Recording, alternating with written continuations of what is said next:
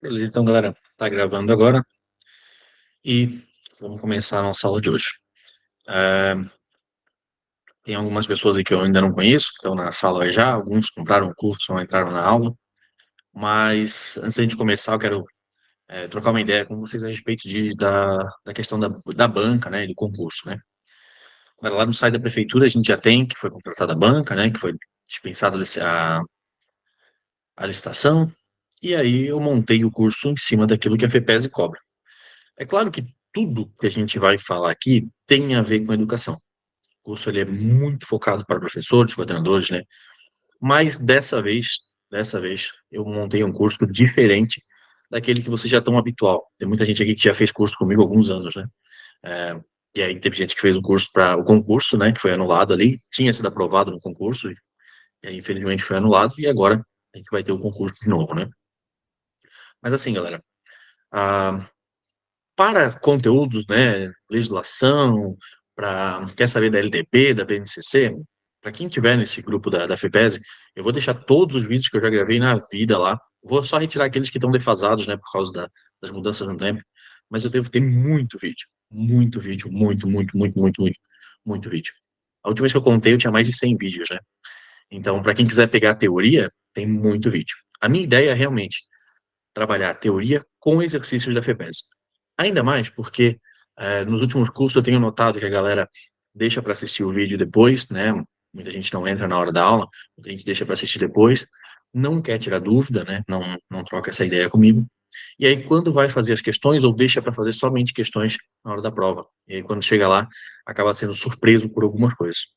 E aí, quando a gente vai resolvendo questões, na maioria das vezes, hum, observa algumas a gente observa algumas situações em que a matéria foi explicada de um jeito, mas eu preciso dar uma adaptada nela para poder responder. E isso faz bastante diferença na hora é, da resolução de exercícios, tá? Isso faz bastante diferença na hora da prova, na hora de chegar lá e conseguir a aprovação. A aula de hoje, apesar de ser o início da FEPES, ela também serve para outras bancas, ela também serve para outras provas, para todo mundo que vai prestar concurso a parte de educação.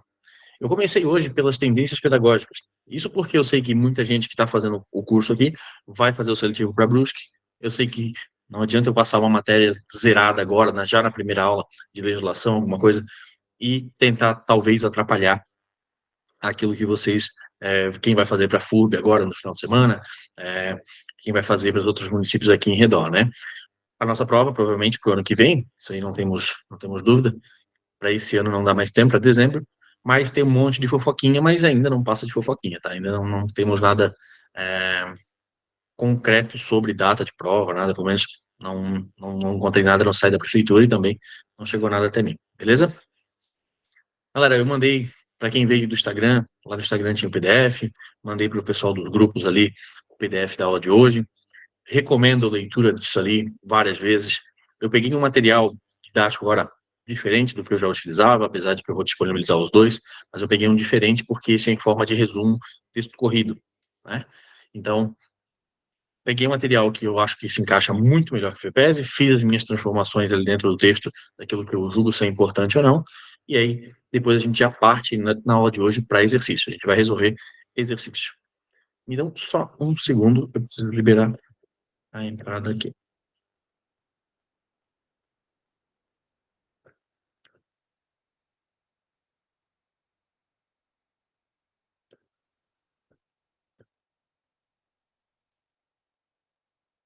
Então, vamos lá.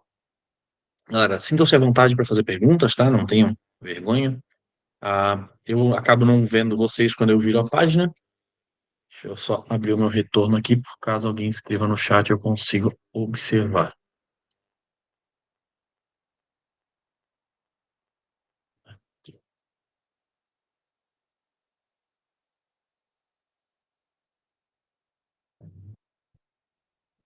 Vamos lá então.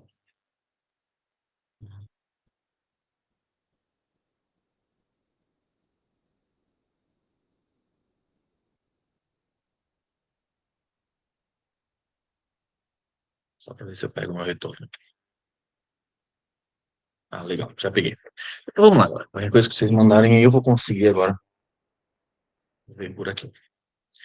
A gente vai começar, então, a nossa aula falando sobre as tendências pedagógicas, né?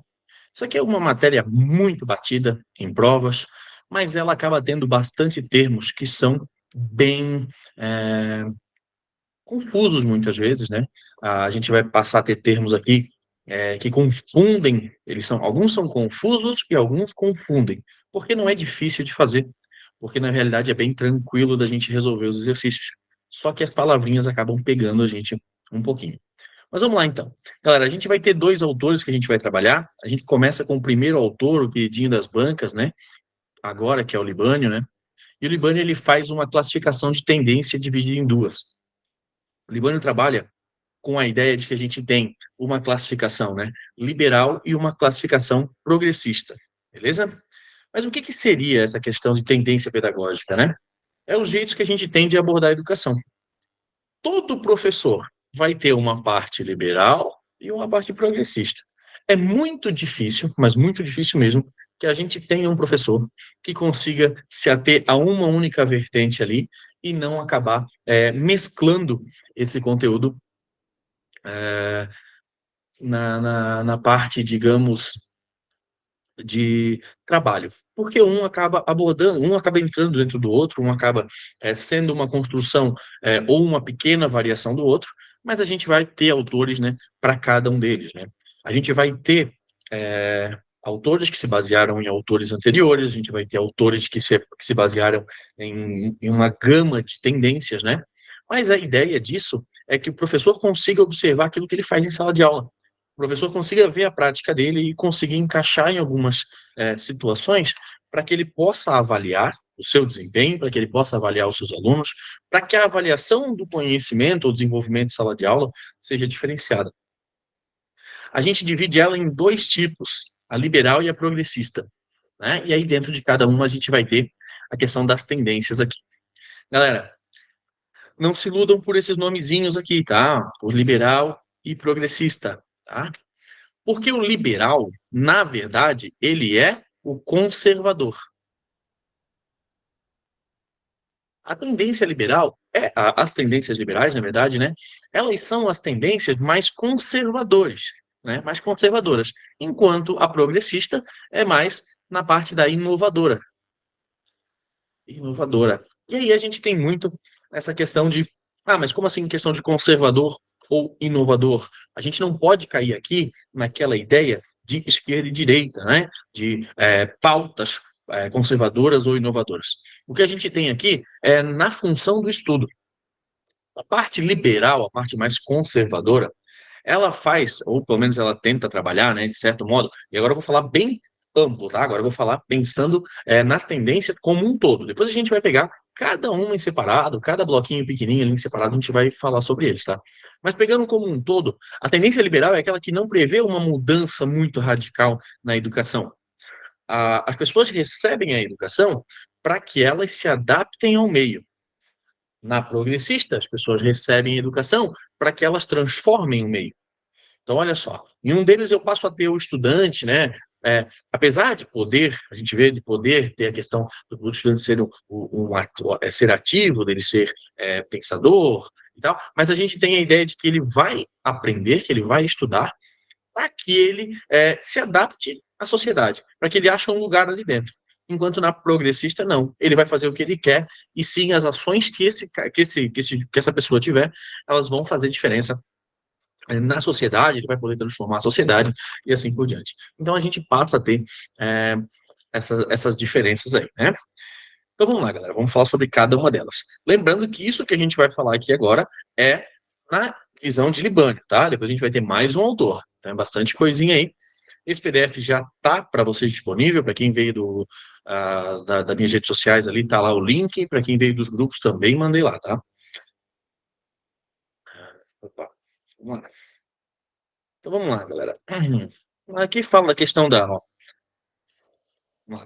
tendências pedagógicas liberais. As tendências pedagógicas liberais são conservadoras e visam formar estudantes para que se adequem aos papéis sociais, né, com base em habilidades individuais, sem considerar a desigualdade social, e buscam manter a sociedade como ela é. Conforme mostra acima, existem 4 tipos, que é o que a gente vai falar agora, né? Então vamos lá. Primeira delas, a liberal tradicional, né? De acordo com essa abordagem, o papel do professor é transmitir conhecimento. Conhecimento, aqui era escrito de forma, né, objetiva e neutra, e o papel do aluno é o de absorver esse conhecimento e memorizar. Simples assim. Aqui na liberal tradicional, é a tal da pedagogia tradicional, né? A gente vai ver muito falar em tendência liberal alguma coisa, ou tendência tradicional, ou pedagogia tradicional, e aí vai depender muito do que a banca usa.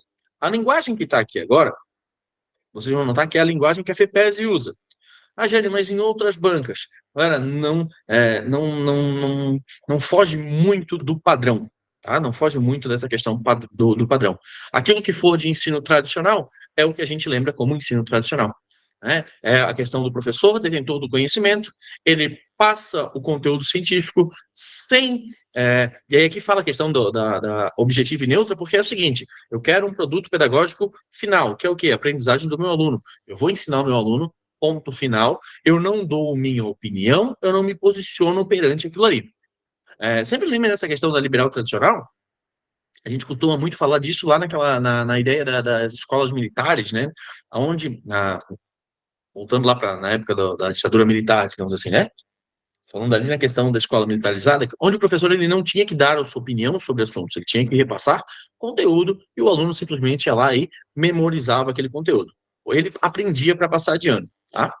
Aí depois ali embaixo ainda fala, a pedagogia liberal tradicional também é conhecida por uma abordagem autoritária, o professor é visto como uma figura de autoridade, e os alunos são encorajados a obedecer às suas instruções, sem questionar. A disciplina, ela é o ponto fundamental, tá? Nessa questão da pedagogia tradicional, na questão da tendência liberal tradicional. E os alunos são orientados a seguir regras rígidas e agir de acordo com as normas da sociedade. Então, a gente tem a questão aqui de regras rígidas dentro da tendência liberal tradicional. Notem, galera, que aqui em momento algum foi falado, quando a gente fala de pedagogia tradicional, né, pedagogia, a gente em momento algum aqui falou sobre como tem que ser a sala de aula. A gente em momento algum aqui falou sobre passar a matéria no quadro, o quadro com giz, ou passar no canetão, ou fazer a cópia ou não a cópia. Isso são partes da didática, isso são metodologias que a gente utiliza na didática, então não pode confundir. Metodologia tradicional é o modelo tradicional de dar aula. Então, ele foge completamente à questão da tendência. A questão da tendência educacional é o modelo que a gente vai enxergar a educação perante o nosso aluno. Se eu quero que o meu aluno faça as atividades, que ele estude, que ele siga regras, tal, mas eu quero que ele faça, que ele tenha autonomia, eu acabo fugindo um pouco dessa tendência. Mas notem que a questão do querer que ele faça, exigir talvez que ele faça, exigir notas, né? A gente vai para essa linha tradicional também.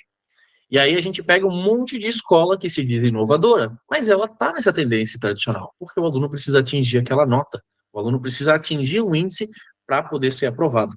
Então a gente não consegue eliminar completamente essa linha liberal tradicional aqui, tá? Olha, falar em autores tradicionais, tá? A gente pode falar de, cara, tudo que é autor até ah, tudo que é autor nos últimos anos ali que não falavam sobre as outras. Então, todo autor que descrevia a questão tradicional, ele, ele jogava a ideia, né, de escola por disciplina. Professor detentor da verdade, professor que manda na sala de aula. Então, a gente tem muito essa ideia aí como tradicional. Mas lembrem que isso não é didática tradicional. Só vamos cuidar bastante com isso quando a gente pegar exercício daqui um pouco, tá? A gente tem, então, aqui agora a liberal renovada progressivista. E aí, aqui eu quero chamar a atenção para vocês. Deixa eu até voltar aqui, ó, na outra página. Porque, olha só. Deixa eu fazer aqui em verdinho. Olha só. No lado das tendências conservadoras, eu tenho uma progressivista. E na parte inovadora, eu tenho uma progressista.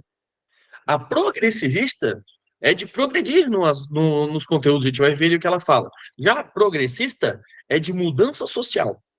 A ideia da bandeira, a ordem e progresso, né? Seria de progresso de progressista. Mas a progressivista vai ser um pouquinho diferente, a gente vai ver o porquê, não? Então, a gente fala aqui na liberal renovada progressivista, a gente tem, ó, A escola tem o papel de adequar as necessidades do indivíduo ao meio social. Então, de novo, a gente vai adequar aquilo que eu vou ler aqui, ó. O processo de aprendizagem é baseado na construção e reconstrução do conhecimento através da interação entre as estruturas cognitivas do indivíduo e as do ambiente. A ideia é de aprender a aprender, ou seja, a pessoa vai aprender a estudar, onde o processo de aquisição do conhecimento ele é mais importante do que o conhecimento em si. Ela já é bem diferente da tradicional, porque aqui agora eu não quero que o meu aluno só decore ou memorize conteúdos. Na renovada progressivista, eu quero que o meu aluno ele estude e, estudando, obviamente, ele consiga aprender mais. Então, ele vai receber uma base de conhecimento e esse conhecimento vai permitir que ele consiga ir além. De novo, não fala sobre as ferramentas, tá? Aqui fala, dessa forma, o aprender torna-se uma atividade de descoberta, uma autoaprendizagem, sendo o ambiente apenas um meio estimulador. Essa tendência é caracterizada pela abordagem mais participativa e menos autoritária. Então, nessa a gente tem a diferença ali para a tradicional, né? No qual o papel do professor é o de facilitador nos processos, em vez de meramente transmitir o conhecimento. O aprender fazendo é valorizado junto com as tentativas experimentais, a descoberta, a pesquisa e o estudo de meio natural e social. Galera, esta parte aqui, ó, de certo modo, está escrita na proposta pedagógica de Brusque, tá? A gente não fala na questão tradicional. Quando a gente vai ler a proposta pedagógica de Brusque, a gente vai ter aula sobre isso aqui nesse curso, mas lá na proposta pedagógica de Brusque, a gente fala sobre a questão da inovação escolar, né, o ensino inovador e por aí vai. Só que em nenhum momento lá na proposta de Brusque a gente fala sobre uma dessas tendências fixas.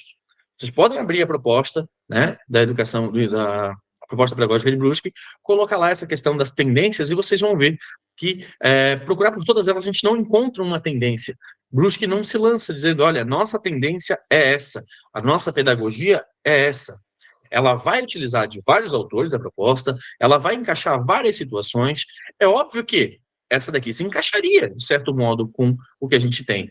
O currículo de Brusque, a proposta de Brusque, a proposta do Estado de Santa Catarina, ela é voltada para o aprender a aprender.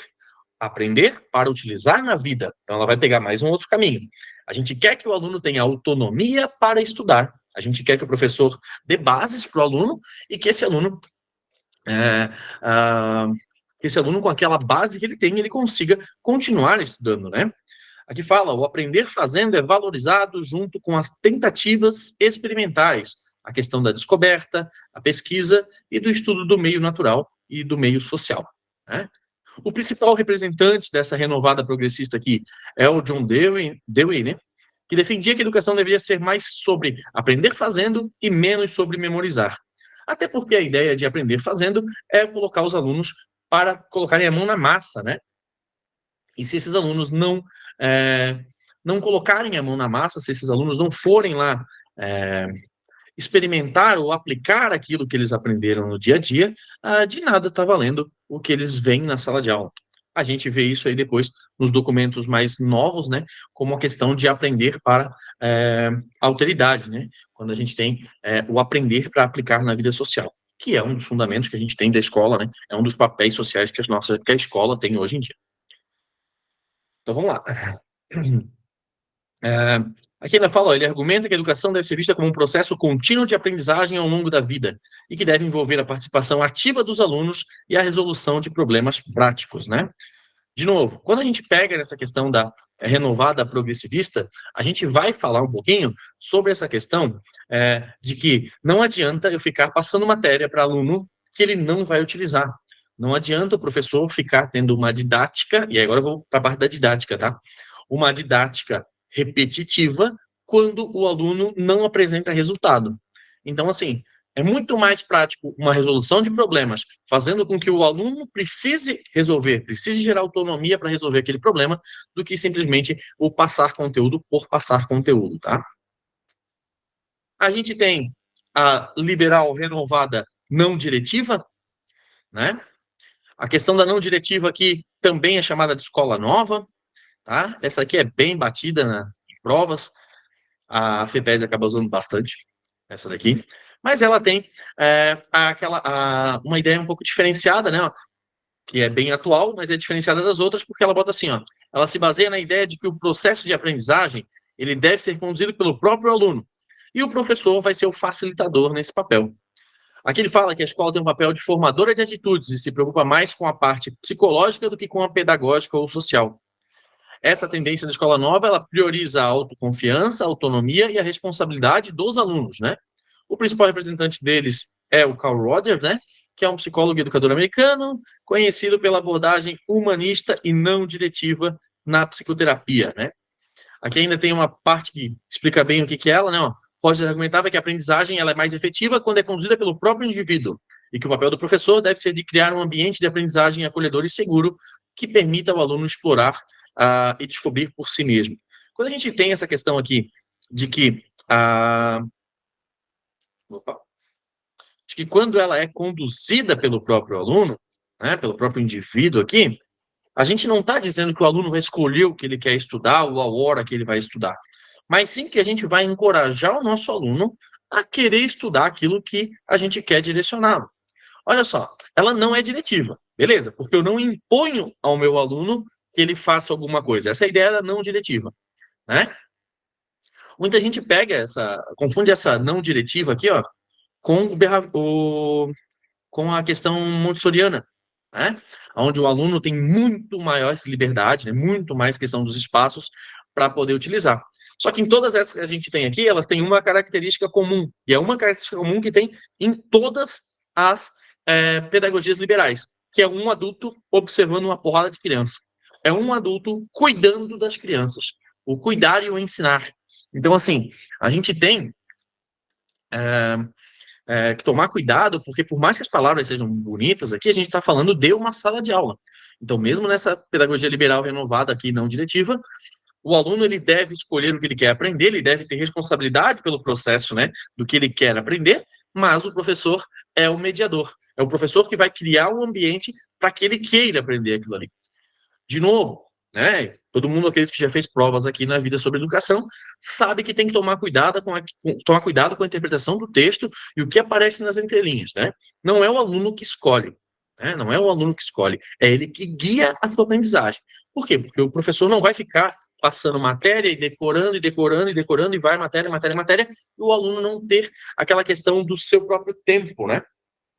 A questão de como ele está aprendendo, de como ele está trabalhando algumas ideias dentro de sala de aula e atropelando outras. Então, o aluno ele vai passar a ter aqui uma facilidade na hora de organizar a sua rotina de sala de aula, na hora de organizar os seus estudos.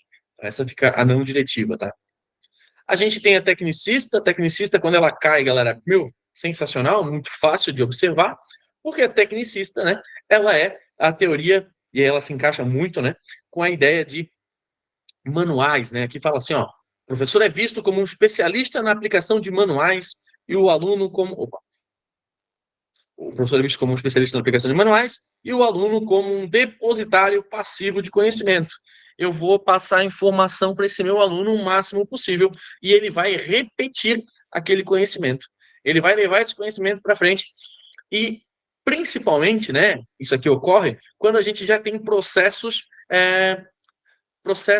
formalizados. Quando a gente já tem, por exemplo, eu quero que o meu aluno vá aprender a fazer, vai trabalhar num tear.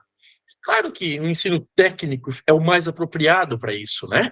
Para ele trabalhar num tear. A primeira abordagem é ele repetir o que a gente faz. A gente faz ensino técnico nas escolas? É óbvio que a gente faz. Eu sou professor de matemática de origem, né? E quando eu estou passando matemática, eu vou ensinar o algoritmo para o aluno. Depois que ele já está craque no algoritmo, é que ele vai conseguir ampliar esse horizonte dos algoritmos ali, né? Para poder resolver alguns outros problemas, né? Todo mundo aqui, vamos lá. O algoritmo da soma, algoritmo da subtração. Agora, vamos para o algoritmo da divisão, para ver se a gente pega. Tem pessoas que vão saber dividir assim, tem pessoas que na hora de dividir vão pensar, cara, eu até sei, mas não sei fazer na chave, né?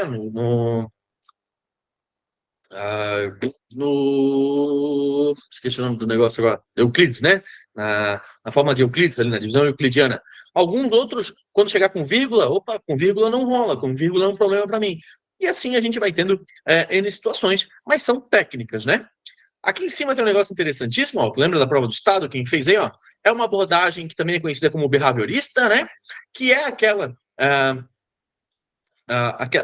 o behaviorismo é um sistema onde a gente vai alcançar resultado específico. A teoria behaviorista, né, principalmente trabalhada por Skinner, né, ela traz na ideia de que o comportamento humano e a aprendizagem dele, ela precisa de reforços. A gente fala sobre a questão do reforço, né, do incentivo, tanto e da punição. A gente tem a questão também, em alguns lugares que falam, eu não vi na prova da FEPES, nas questões que eu estou estudando da FEPES, eu não vi a questão da punição lá, eu vi a questão do reforço positivo, e é claro que a gente não fala em punição para os nossos alunos, né? Mas olha só, a teoria behaviorista, né, ela leva muito a ideia da caixa de Skinner, se alguém lembra da caixa de Skinner, mas vamos ver se clareia a ideia. A caixa de Skinner é uma caixa, a gente colocava o rato ali dentro, e ele tinha um botão. Cada vez que ele apertava aquele botão ali, ele ganhava comida. Cada vez que ele apertava aquele botão, ele ganhava comida. E aí um outro botão, por exemplo, dava choque. Aí ele apertava uma vez o botão do choque, e depois ele não iria mais apertar aquele botão ali, porque ele sabia que ele não ia... ele ia tomar um choque e não ia ganhar comida. E aí depois inverte a situação, a gente consegue fazer com a caixa de Skinner várias coisas, né? A gente pode, por exemplo, assim, ó, se esse rato deixar ele muito tempo sem apertar o botão, a gente dá um choque nele, a gente dá uma punição para ele. E se ele apertar muito, a gente pune ele também. Então a gente vai moldando o comportamento. Isso é meio cruel até, né? Mas quando a gente vai na educação e a gente pensa na teoria behaviorista, a gente não está falando de uma coisa ruim por natureza, a gente não está falando de uma coisa totalmente ruim, né, nessa teoria. Porque é aquela questão que a gente tem objetivos e aí a gente incentiva o aluno a chegar lá. A gente não incentiva os alunos em sala de aula com nota, com um produto pedagógico finalizado, com estrelinha, com pirulito, não pode fazer isso em Brusque, né? Mas com estrelinha, com pirulito, com bala. A gente tem essa questão de dar um incentivo, de dar um reforço positivo para que o aluno alcance as suas os seus objetivos, né? E aqui eu não estou nem falando de dar amor, né? Porque quando a gente pega a teoria tecnicista, a gente fala aqui, ó, as relações afetivas pouco importam. Não importa se eu gosto do meu professor ou se eu gosto do meu aluno, tanto faz. Eu vou passar para ele, na tecnicista, o meu manual e ele vai seguir aquilo ali, ponto final, o problema é dele, né? Então é bem interessante essa questão aqui da tecnicista e contrapartida da behaviorista também, né? Aí a gente tem, agora sim, as tendências pedagógicas progressistas, né? Lembrando que não são as progressivistas, e sim as progressistas, né? As tendências pedagógicas progressistas propõem a transformação da sociedade, né? A outra, as progressivistas, elas não propunham uma transformação da sociedade, e sim uma transformação nos modelos de aprendizagem para que o aluno se encaixe na sociedade. Então, olha a diferença. Progressivista, tá? Progressista é mudança de sociedade. Progressivista fica como está, só altera o que está acontecendo ali dentro, mas não mexe na sociedade. Progressista, altero como eu quero e mexo com a sociedade ainda ali dentro, né? São palavrinhas que não dá para confundir, tá? Infelizmente.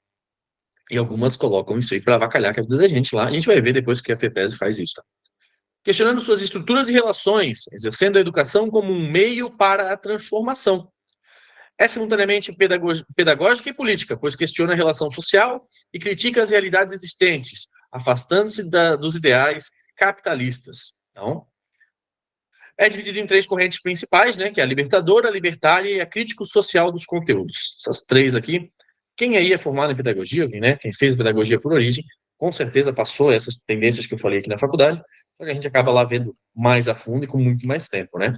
Eu, infelizmente, ou felizmente, eu acabo trazendo bem mais sintetizado para o que a gente vai trabalhar dentro de provas, né?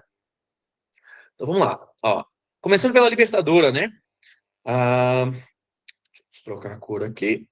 A libertadora, a pedagogia progressista libertadora, ou pedagogia libertadora, tá? Ela não precisa sempre vir com a palavra progressista junto, tá? É uma abordagem que se concentra na libertação do indivíduo e na transformação social, pois ela centraliza-se na discussão de temas sociais e políticos, né? Essa tendência é que a educação deve ser utilizada como um instrumento para ajudar os indivíduos a desenvolver sua capacidade crítica e participar ativamente na construção de uma sociedade mais justa e igualitária, né? Aqui a gente entende a escola como uma ferramenta para enxergar as diferenças sociais, né, os problemas sociais, e tentar usar a educação para que a gente consiga, se não resolver de todo modo, mas amenizar o problema social que a gente tem, a diferença social que a gente tem no mundo. E aí utilizar a educação para isso, né? Nessa tendência, os conteúdos aparecem como temas geradores que são extraídos de problematização da vida dos alunos, onde o professor coordena a atividade junto com eles. Então, na Libertadora, o professor está ali, né? O professor ele vai trabalhar com os alunos temas e problemáticas que vão fazer esses alunos ter realmente alguma aprendizagem para a vida, para que eles consigam mudar a ordem social, a classe social em que eles se encaixam. Eu quero que o meu aluno se dê bem, eu não quero que o meu aluno seja só mais um. Eu acredito no potencial do meu aluno. É isso que a gente vê na Libertadora. E por mais que a gente, né, vamos lá, pensamos assim, a Jane, mas no Brasil ele é muito capitalista e a gente vai fazer a prova para Brusque, que é né, uma cidade que ela é muito, né, pegando a questão de votos ali, ela é muito de conservadora e tal. Como que a gente vai dizer, então, que a gente tem escolas que tentam ignorar o capitalismo? Aqui é um probleminha que a gente tem da tendência, que a gente fala que ela tenta se afastar do capitalismo, mas a real é que a gente quer dar condições para que nossos alunos tenham igualdade perante o capitalismo. A gente quer que os nossos alunos consigam, de certo modo, uma autonomia, que eles consigam uma ascensão social, que eles consigam sair do ponto onde eles estão e desenvolver. Claro que a gente sempre quer o desenvolvimento para o bem, né? Vamos sempre lembrar disso. O principal representante dessa tendência é o Paulo Freire, tá? Tem isso aqui na proposta pedagógica de Brusque, ela tem essa questão da tendência progressista libertadora. Não está escrito tendência lá, galera, não tem tendência escrito na proposta, fiquem ligados nisso, tá? Mas a gente tem que ver em qual se encaixa. Ela se encaixa muito nessa tendência aqui também, nessa questão de ensinar o aluno para a vida, ensinar o aluno para que ele consiga desenvolver o seu papel como um cidadão não alienado, um cidadão crítico, né? Uma pessoa libertada, né? Então a libertadora acaba entrando nisso. Paulo Freire aqui fala que ele é representante, amplamente conhecido pela abordagem crítica da educação. Freire argumenta que a educação deve ser vista como um processo de libertação do indivíduo e que, através da educação, os indivíduos podem tornar-se conscientes da situação e participar da transformação. Então, a ideia é que o aluno saiba que ele é pobre, o aluno saiba que ele é rico, o aluno saiba que ele está numa situação boa ou ruim. E olha, e essa questão é muito tensa de falar, a gente vai ver alguns textos depois disso, mas porque, assim, o meu aluno ele tem que saber quando ele está numa condição boa. Não que ele tenha que diminuir a condição boa, mas o que ele pode fazer para a sociedade, já que ele tem uma condição boa. Que tipo de retorno ele pode dar social? E para o aluno que ele precisa saber que ele, né, que ele é pobre, digamos assim, um aluno que a gente precisa que ele precisa saber que ele tem uma classe social mais baixa, a gente precisa ter. Só um segundo aí, galera. A gente precisa saber que esse aluno pode. Preciso só de um minutinho.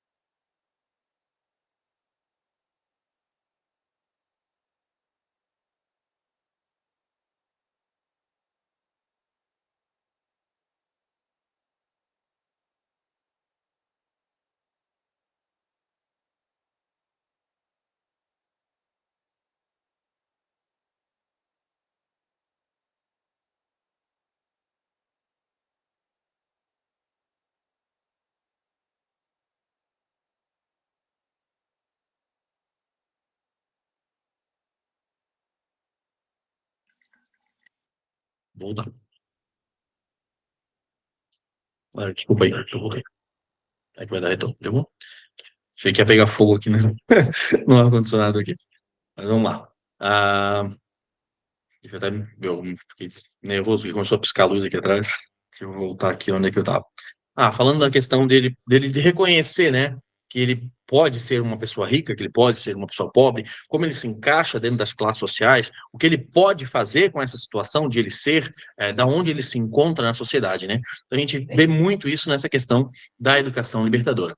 É claro que existe uma crítica muito grande a Paulo Freire aí, nessa questão, na questão dessa tendência dele de que as pessoas têm que reconhecer onde elas estão, assumir o que elas estão, e a partir do momento que elas reconhecem onde elas estão, elas podem, então, assumir papéis na sociedade, ela pode se engajar, ela tem que se engajar. Se a pessoa está numa situação ruim, ela tem que dar um jeito de ir para uma situação boa, ela tem autonomia para isso, ela tem capacidade para isso. Então, são situações que a gente ouve muita gente criticar, mas às vezes a gente não vai tão a fundo para ver o que ela quer dizer, né? Aqui não estou nem defendendo nem criticando, tá? Estou falando aquilo que pode cair em questões que vocês têm que ficar, a gente tem que ficar bem ligado, né? A questão da tendência libertária, né? Ó, ela se baseia na liberdade e autogestão dos alunos. Ela acredita que o processo de aprendizagem é mais efetivo quando o aluno tem a oportunidade de experimentar e vivenciar situações novas, incorporando o conhecimento ao seu cotidiano. Nessa tendência que fala, ó, o professor ele não é visto como um transmissor de conhecimento, apenas um conselheiro e facilitador do processo de aprendizagem. O papel do professor nessa pegada aqui é que ele deixa os alunos expressar as ideias e permitir que eles explorem e compreendam o mundo ao seu redor, né? A tendência libertária valoriza a expressão livre dos alunos e o contexto cultural em que eles estão inseridos.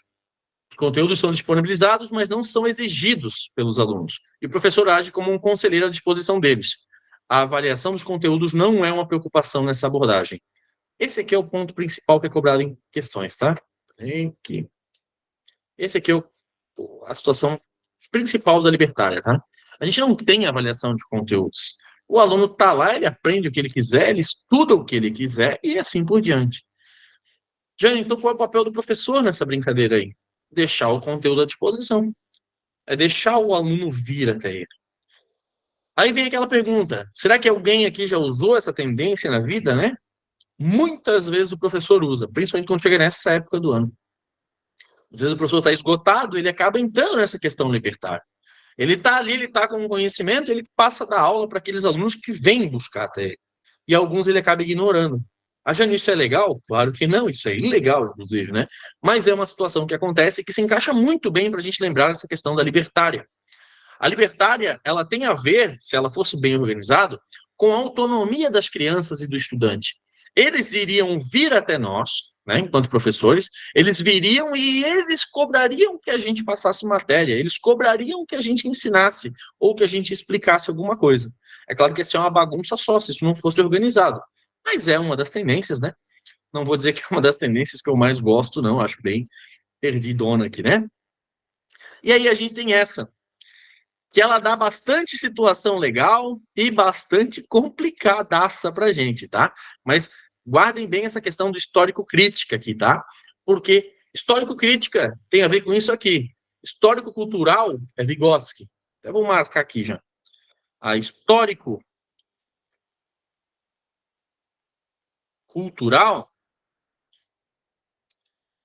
é de Vygotsky, tá?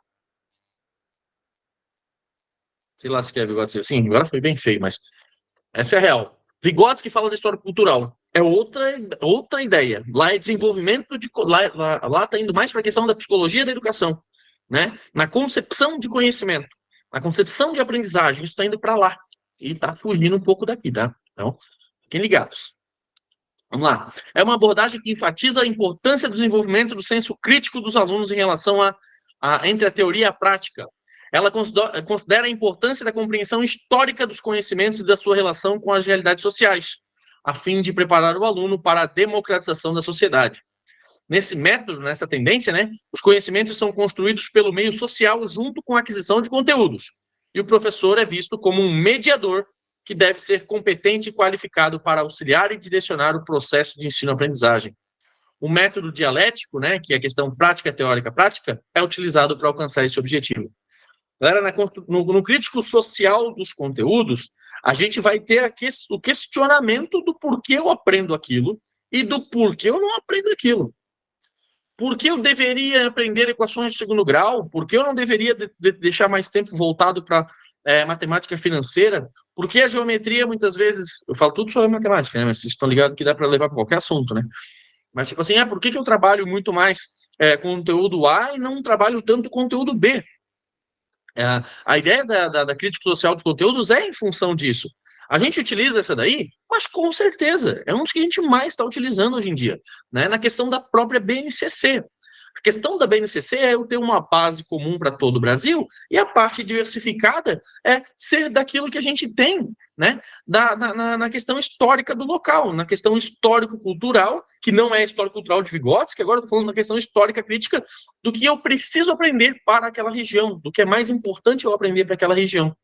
Então, o crítico social de conteúdos, a gente vai ter a questão lá de questionar o porquê está sendo ensinado, de questionar como está sendo ensinado, mas ela vai um pouco além disso. Questionar como está sendo avaliado, como está sendo produzido o conhecimento, né? E aí também, isso a gente saindo da escola, vai para as relações sociais. Então, a gente passa a ter uma gama bem grande. Tá legal? Opa, não sei o que eu levantei a mão. Eu tenho uma mãozinha. Vamos lá. Ah, aqui fala a questão, né, ó, bem importante para a gente gravar. Então, ó, as tendências pedagógicas liberais buscam manter a sociedade como ela é. As pessoas até podem mudar ali dentro, mas a sociedade tem que ficar igual. Já as progressistas, eu quero mudar a sociedade. Então, são duas situações que é para a gente entender, né, e levar para frente, trabalhar em cima delas, bem prático, tá?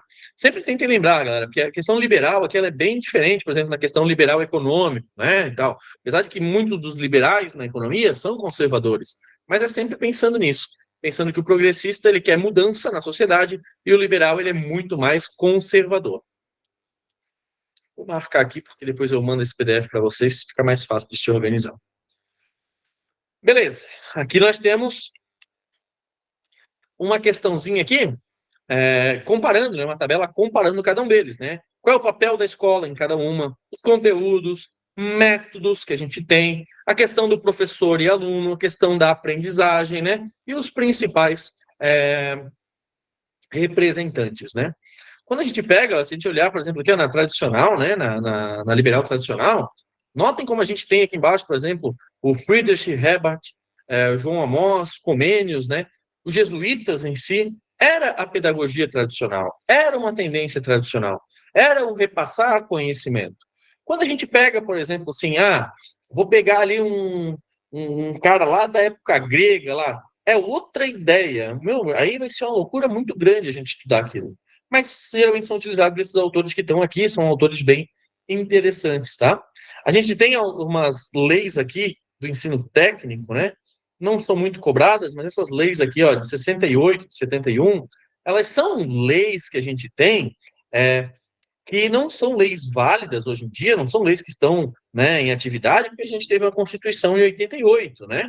Mas essas leis aqui, elas falam, elas deliberam sobre o serviço, sobre a educação técnica, né? E com certeza, né, elas têm uma validade quando a gente vai querer discutir conhecimento. Isso aqui vocês têm, todos vocês têm isso aqui. Então ele é um resumo daquilo que a gente fez, do que a gente falou até agora, tá?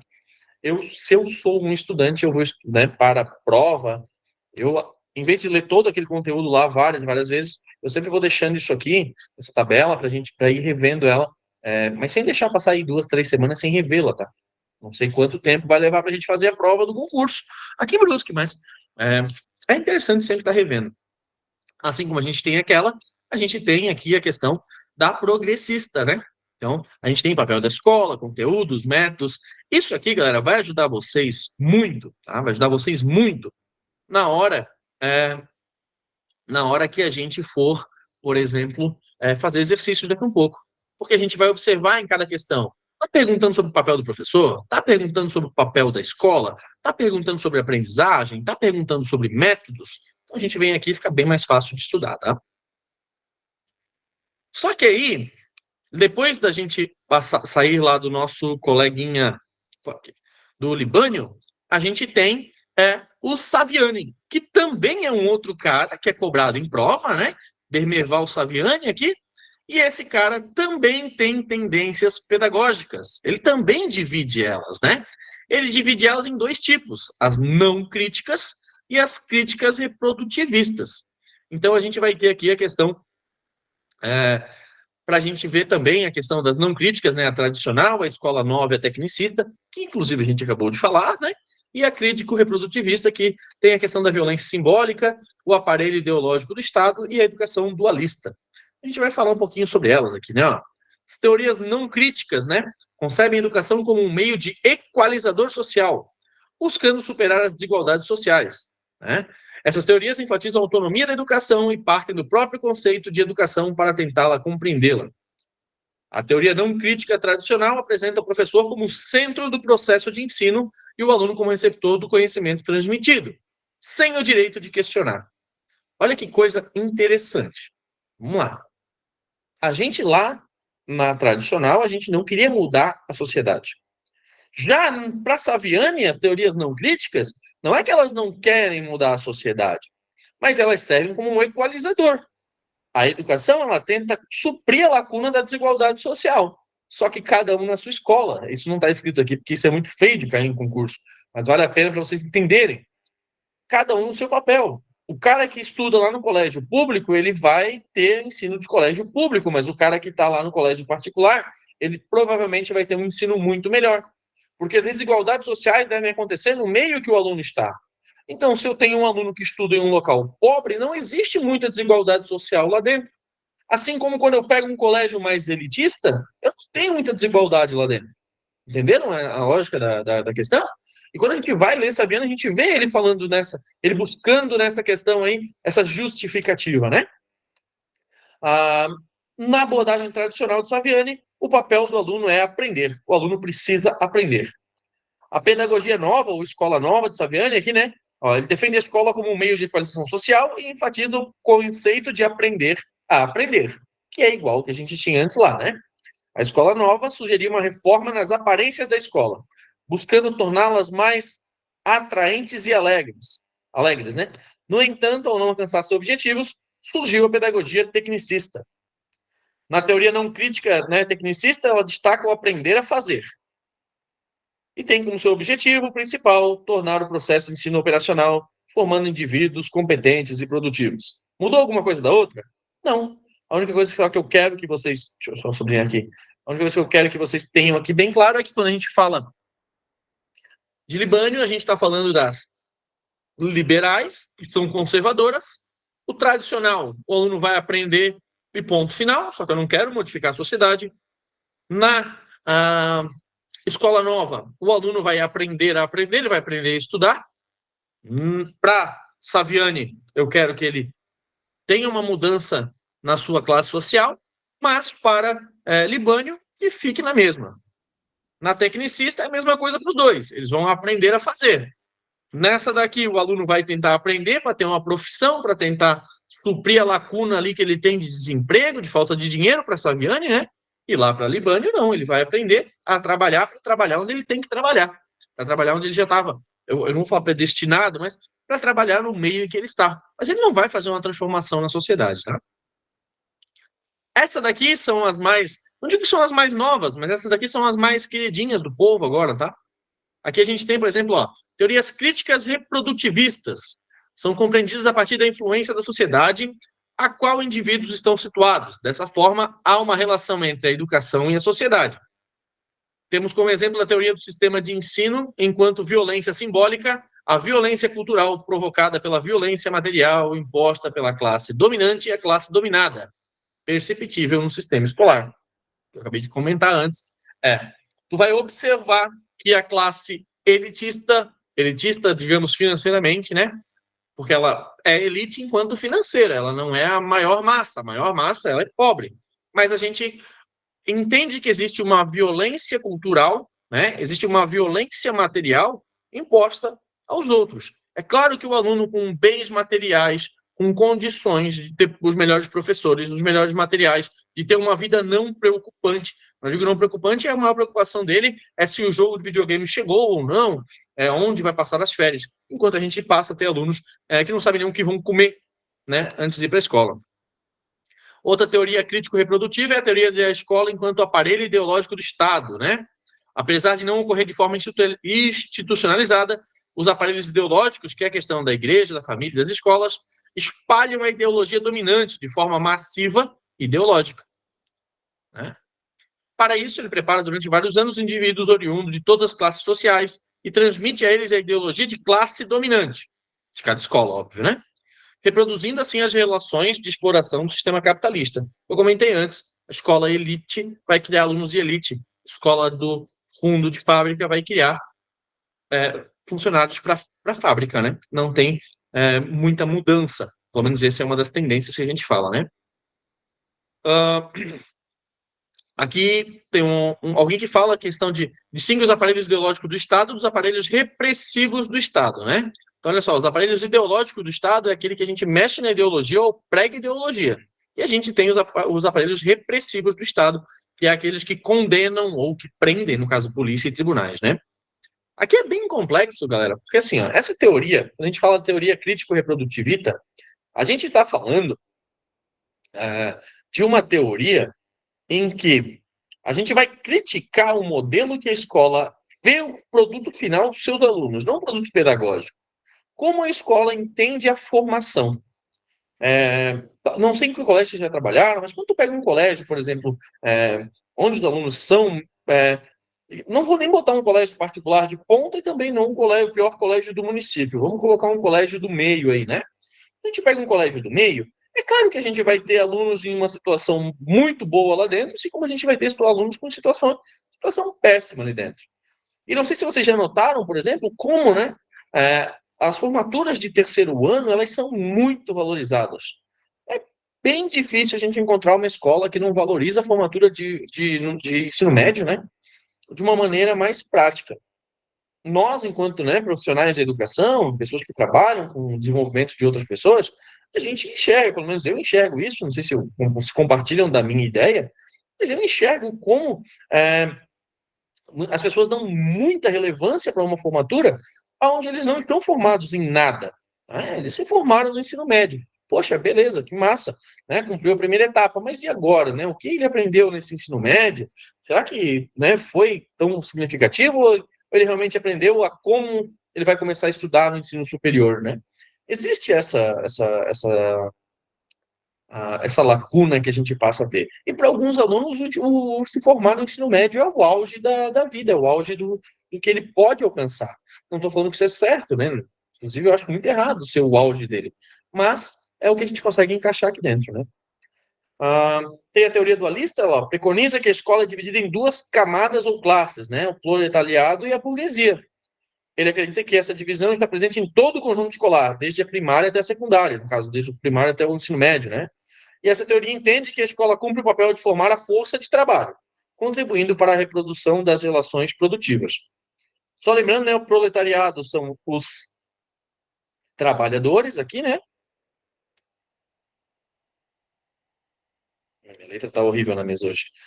Mas vamos lá, vou falar no texto e quem vai rabiscar depois, né? O proletariado é o povo e a burguesia é o pessoal mais rico, né? A gente falava de burgos ainda lá, né? Na Europa, a questão dos burgueses, dos comerciantes, né? O pessoal rico, né? A gente tem a questão da pedagogia histórico-crítica, né? Então, ao avaliar os dois grupos, a gente tem aqui, né? A Saviani chega à conclusão de que elas não trazem uma perspectiva de transformação. Então, ele propõe uma teoria crítica de educação, a pedagogia histórico-crítica. Para ele, o papel de uma teoria crítica é superar o poder ilusório das teorias não críticas e a impotência presente nas teorias críticos reprodutivistas, né? A pedagogia histórico-crítica compreende a escola como um espaço de luta e de contradições, mas também como um espaço de superação de conflitos. E pode pensá-la como uma teoria transformadora da educação. Querendo ou não, essa daqui é a teoria que a gente mais tem, né? Enquanto potencial de uso, tá? Porque, olha só, a pedagogia histórico-crítica, ela fala, a escola tem as camadas, a escola tem proletariado e a burguesia. Na escola, a escola forma a força de trabalho. Só que ela não faz só isso. A escola ela tem que formar tudo isso, ela tem que te deixar pronta, né, desenvolvido, para que você consiga ter autonomia para trocar a sua classe social, para que você consiga ter autonomia para encarar os desafios do dia a dia, para que você consiga modificar a sua casta, né, sua classe social, para que você consiga modificar o seu lugar na sociedade. Então, são situaçõezinhas que a gente tem aí, que é bem interessante. A pedagogia histórico-crítica, ela é sensacional, porque ela acaba sendo aquela que diz assim, ó, a escola tem tudo isso que os outros falaram, mas ela é um ambiente para transformação. É lá dentro que a gente tem que lutar para conseguir ter uma sociedade melhor, para conseguir desenvolver e potencializar a, a aprendizagem, o desenvolvimento social e as mudanças que a gente quer no mundo. Tá legal? Agora, esta é a parte teórica, né? Agora vamos dar, né? Vamos para exercícios. Eu deixei os exercícios, selecionei 10 exercícios para a gente discutir aqui agora, mas, né, para quem ficar com esse meu curso da FEPES, lá no Drive eu já coloquei todas as aulas que a gente vai dar, não tem o vídeo, né, mas todos os conteúdos de aula, separados por lista. Então, assim, ó, a gente tem 200 a 300 exercícios por conteúdo. Então, por exemplo, nessa questão aqui das tendências pedagógicas e dos autores, a gente vai ter aí em torno aí de 300 perguntas para responder. Então, é bastante coisa para se estudar. É claro que algumas perguntas elas são bem parecidas e bem semelhantes uma com a outra. E aí vale a pena, então, a gente perder um tempo fazendo exercícios, tá? Agora, eu sei que a parte dos exercícios aqui é mais complexa, né? Mas, assim, se alguém não entender alguma coisa que eu for falando aqui agora, pergunta. Não custa nada perguntar. Eu quero, para as próximas aulas agora, deixar. é, Hoje eu não tenho como, porque eu não deixei meu WhatsApp aqui, mas eu quero deixar o WhatsApp ligado também, para poder o pessoal mandar perguntas por lá. Tem gente que tem vergonha de mandar pergunta quando está no grande grupo. Parece os nossos alunos de escola. Me deu um segundo, porque eu preciso só colocar o notebook na bateria aqui. É um segundinho só.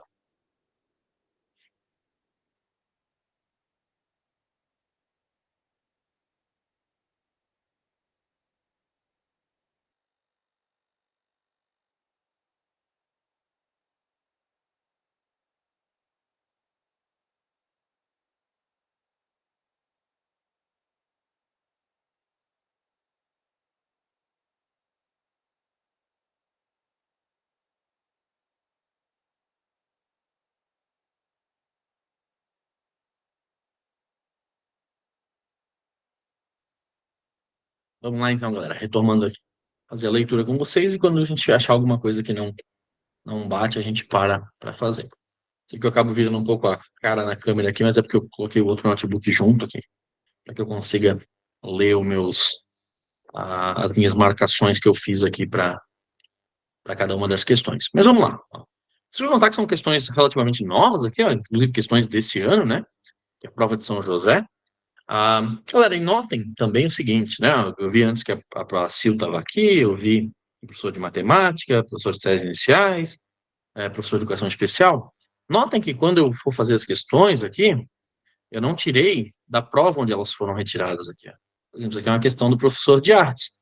Ah, Jânio, mas o que tem a ver isso aqui com o professor de artes? Olha, isso aqui podia estar em prova de qualquer um da educação. Qualquer um de nós aqui da educação podia ter isso aqui lá. E não ia mudar nada, né? Porque é conteúdo. A Jânio, e precisaria, por exemplo, estar lá no edital o tipo de tendência pedagógica que a gente tem? Não, se lá tiver escrito conteúdos de pedagogia, isso aqui já entra. A gente tem uma marcação dos conteúdos de pedagogia que são interessantíssimos a gente saber, né? E esse aqui é um deles, tá?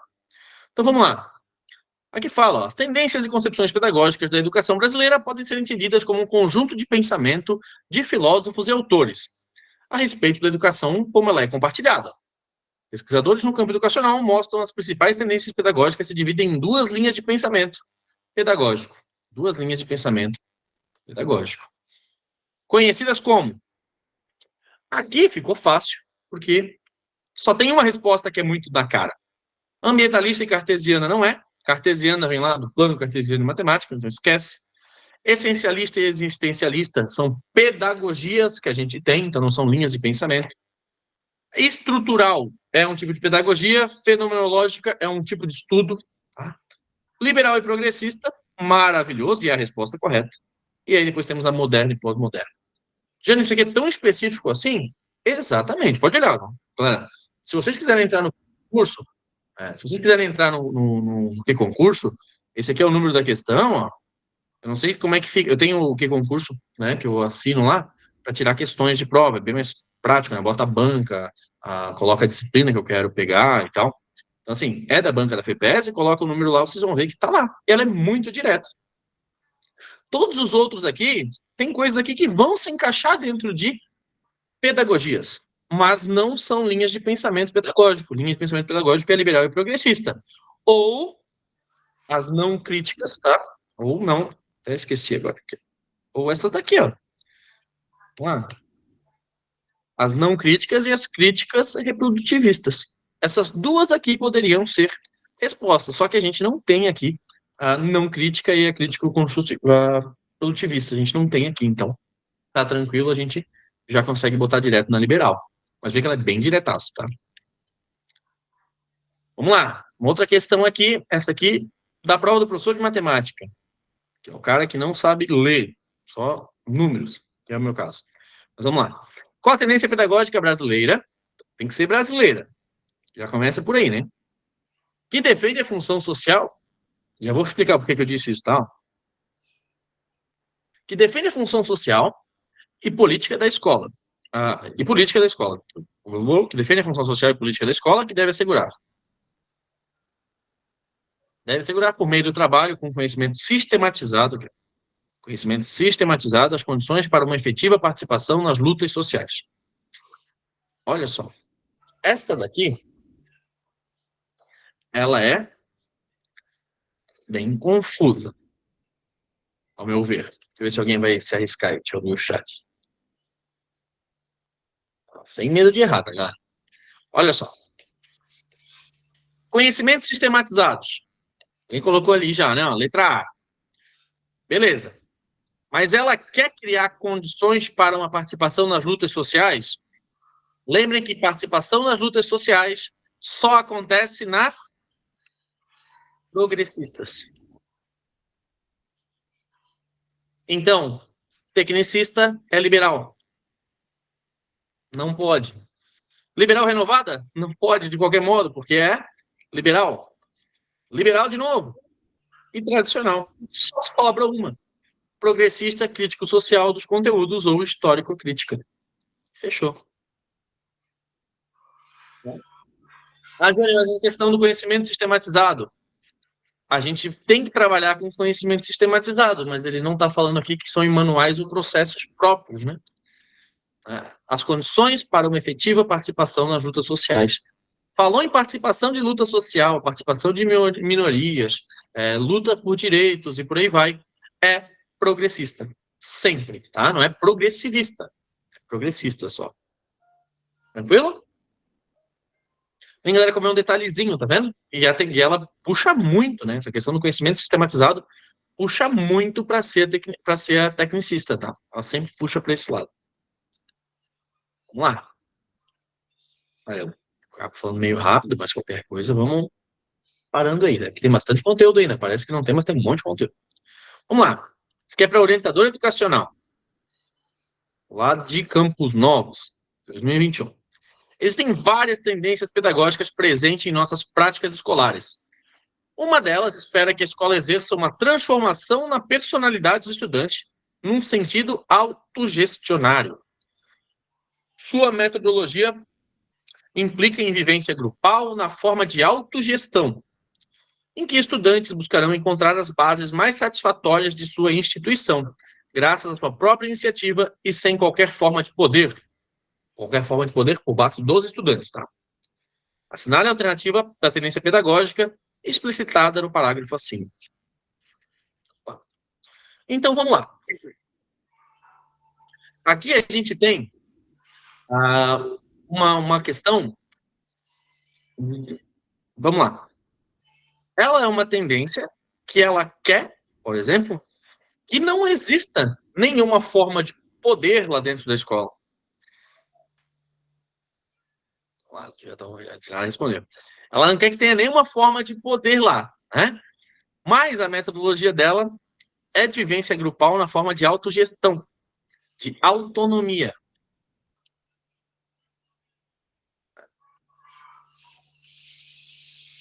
Então, vamos começar. Pode ser liberal isso? Não. Pode ser liberal? Não. Por isso, galera, que ela é difícil. Ela não pode ser liberal, porque ela não muda na questão do nosso estudante. Ela não muda na questão dele. Eu só quero saber se ela é libertadora ou libertária, porque eu sei que ela é uma tendência progressista. Eu sei que ela é progressista, porque ela está dando autonomia e liberdade para os meus alunos. Eu quero que eles consigam, né, encontrar bases mais satisfatórias da sua instituição. Eu quero que eles tenham iniciativa. Eu vou mudar a sociedade. Sei que se encaixa aqui. Aí tem a libertadora e a libertária. A resposta correta aqui é a libertária, né? Na libertadora, os alunos não vão ter tanta autonomia, eles vão buscar, né? Eles vão buscar mais essa questão na libertadora de entender o porquê daquilo. Eles vão se esforçar mais para pegar aquilo que o professor está trazendo de conteúdo, porque eles querem aprender aquilo, porque eles sabem que eles precisam aprender para ser alguém na vida, para fazer a diferença no mundo. Já na libertária, não. O professor está ali, mas quem vai correr atrás são os alunos. Desculpa, quem vai decidir na libertária são os alunos. O professor, ele não explica nada, tipo, não é que não explica nada, o professor, ele não vai orientá-los ao que eles devem estudar. Eu estou buscando a autonomia do estudante, tá? A autonomia dele. E aí, quando eu falo em autonomia, não é autonomia para estudar, é autonomia para ele conseguir. Desculpa, não é autonomia para ele aprender, é autonomia para ele ver o que ele vai estudar. Eu tenho uma pergunta que é bem interessante aqui agora, já que eu em prova da FEPES, eu vou me adiantar, em alguma aula eu vou falar sobre isso.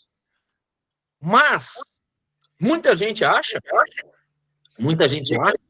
eu vou fazer um questionário, deixa eu ver se eu consigo fazer um questionáriozinho aqui. Isso aqui é um negócio bem interessante, tá? Vou iniciar uma enquete aqui. A pergunta é: o que os alunos fazem na escola? Isso é uma questão da FEPES e ela parece ser boba, mas ela não é. Ela é, na verdade, bem séria, tá? Então, eles estudam na escola ou eles assistem aula? Eu vou largar aqui para vocês, votem aí.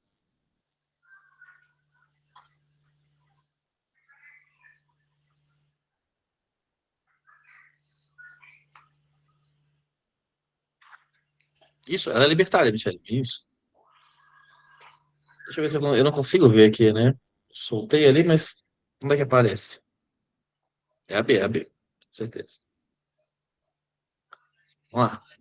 Galera, a ideia que eu joguei aqui, mas eu não sei se aparece para vocês. Teria que vocês teriam que entrar nela. Mas é um negócio bem bobo, mas assim, ó. O que que os alunos fazem na escola, né? Segundo os autores que a FEPES utiliza, os alunos vão para a escola para ver aula, para assistir aula. Estudar é feito em casa. Na escola é assistir aula, é receber conteúdo. Olha que coisa, é uma coisa meio bobinha de falar, mas muitos autores trabalham nisso e a gente muitas vezes não se dá conta disso, que o estudar, né, ele vem após o professor passar o conteúdo ou quando o professor direciona, isso é estudar. Quando ele está ali junto com o professor falando as informações, ele não está estudando, ele está assistindo aula, ele está captando conhecimento para depois ele trabalhar aquilo. Então são umas ideias bem interessantes que a gente tem aí, tá? Opa, eu pulei de fase aqui sem vir para baixo. Não, é isso ali mesmo. Essa questão aqui já deu para ver que ela vai ser pesada. Ela tem muito texto ali embaixo. Deixa eu ver se vocês conseguem ler ela como um todo. Ela também é de Campos Novos, 2021. E ela fala assim: grosso modo, podemos dizer que, no que diz respeito à questão da marginalidade, as teorias educacionais podem ser classificadas em dois grupos. No primeiro, temos aquelas teorias que entendem ser a educação um instrumento de equalização social, portanto, de superação da marginalidade. Portanto, superação da marginalidade. Deixa eu entrar aqui. No segundo, as teorias que entendem ser a educação um instrumento de discriminação social. Logo, um fator de marginalização. E é do Saviano. Então, ele tem duas coisas. Uma marginaliza e outra não marginaliza. Ao primeiro grupo, aquela que marginaliza as pessoas, né? Eles chamam de teorias não críticas. Quais pensamentos pedagógicos compreendem as teorias não críticas? Vamos lá. Aqui embaixo eu coloquei todas elas para a gente estudar. A gente vai estudar todas elas, tá? Mas assim, como a gente acabou de ver a aula, talvez algumas pessoas aí que estavam ligadas na aula já conseguem responder. Mas eu vou me adiantar a vocês e vou dizer para vocês que a resposta correta é a letra D. Tá? porque essas daqui são as não críticas de Saviani. Simples assim. Essas são todas as não críticas dele. São as não críticas. Ou seja, essas daqui entendem que a sociedade está ali, que ela não vai mudar e que se ninguém fizer nada vai ser horrível, né? Que vai ficar naquela mesmice. Mas o que é pedagogia funcionalista, construtivista, pedagogia libertária, estruturalista, né? A pedagogia de Waldorf. Então vamos ver isso aí, galera. Já separei aqui embaixo. Pedagogia funcionalista. Foco na transmissão de conhecimentos e habilidades práticas necessárias para a vida funcional. Tá? Destaca a importância de adaptação do indivíduo à sociedade por meio da adaptação. Agora, a pedagogia funcionalista, ela é tradicional. Eu vou fazer para o meu aluno, eu vou ensinar coisas para o meu aluno que ele vai usar na vida e ponto final, porque eu preciso adaptá-lo a ser um cidadão. Eu preciso que ele saiba viver em sociedade. A Gênesis, ela se encaixa em tantas quantas outras, sim. Mas aqui eu não estou falando em autonomia, não estou falando de nada. Eu vou passar conhecimento e habilidade que ele precisa para viver. O que é essa pedagogia funcionalista a grosso modo? A grosso modo, agora falando, tá? A BNCC não fala que a gente tem que passar competências e aí depois questão de habilidades? E competências não é um conjunto de habilidades e práticas necessárias para desempenhar o papel social? Então, olha que a pedagogia funcionalista, ela é uma coisa que a gente utiliza hoje em dia. Só que ela é, quando a gente fala em pedagogia funcionalista, a gente está falando lá do primórdio, né? Lá dos autores clássicos, né? Não dos autores atuais, né? A gente tem a pedagogia construtivista, que ela enfatiza a construção de conhecimento pelo aluno, né? Então, o aluno vai produzir conhecimento, né? Com a interação dele com o meio ambiente e também com a interação dele com o meio aqui, né? E com a experiência pessoal de vida dele, né? Na construtivista, o aprendizado ele é centrado no aluno e ele é incentivando a descoberta e a resolução de problemas. Então, a construtivista ela vai sendo feito passo a passo, vai sendo trabalhado com o aluno, né? A pedagogia libertária, ela valoriza a liberdade individual e a não coerção no processo educacional. Então, lembrem que a libertária, o aluno é livre. Propõe uma abordagem mais flexível e centrada no aluno, promovendo a autodireção e participação ativa. Lembre-se que é centrada no aluno, porque o aluno é o cara central na libertária. Ele faz o que ele quer, ele aprende quando ele quer, como ele quer. Jânio, isso não é liberal demais? Sim, a libertária é a mais liberal que a gente tem, tá? Pedagogia estruturalista, baseada na análise de estruturas sociais. Busca compreender e melhorar a educação por meio da compreensão das relações sociais subjacentes, né? Ah, ah, isso aqui eu não lembro se eu tinha ouvido falar em prova, já. Não recordo, mas acho que em prova eu nunca vi essa daqui da pedagogia estruturalista, tá? Deixa eu lembrar aqui, mas eu acho que não. Não lembro, eu acho que eu nunca vi em prova essa daqui, tá? Não sei nem citar para vocês quem é que é algum autor deles, porque ela não apareceu nas outras, mas não. Depois eu vou ver isso aqui para mandar lá para vocês. Pode falar, Jane. Levantou a mão? Ou quer falar?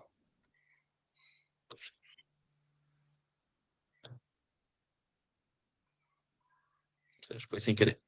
Vamos lá. A pedagogia de Waldorf, né? Pedagogia de Waldorf, desenvolvida por Rudolf Steiner, enfatiza o desenvolvimento holístico da criança, incluindo aspectos físicos, emocionais, sociais e espirituais. Utiliza métodos específicos de ensino de acordo com as fases de desenvolvimento infantil. A questão das fases de desenvolvimento aqui, a gente tem, né, também a questão de Piaget, que entra também junto nisso, né? As fases que a criança tem de desenvolvimento, né? Quando se fala, galera, em desenvolvimento holístico da criança, sempre lembrando que a questão holística, né, é a criança como um todo, né?